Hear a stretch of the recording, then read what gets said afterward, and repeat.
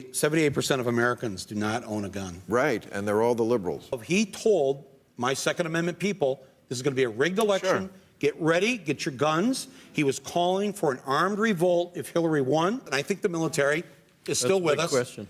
And they've got bigger guns and more guns. And I hope it never comes to that. But You think the military is still with us? It's a huge question. It's a huge question. I got that question because he's the commander-in-chief. Are you worried I got that question from a sitting senator when we were talking about the war in Yemen. Sent everybody out of the office, and we talked for a few minutes, and he sort of presented that to me.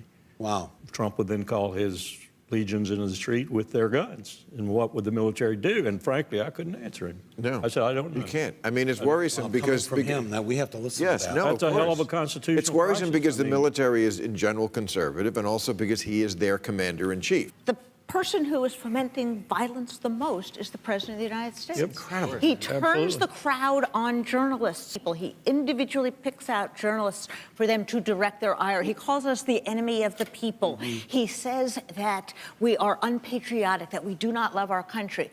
And we're surprised when someone picks up a gun to I tell us. feel it on the street, the way people drive, angry. And I feel like more than ever, they're over the line, like the line in the middle of the road. Rope, tree, journalist.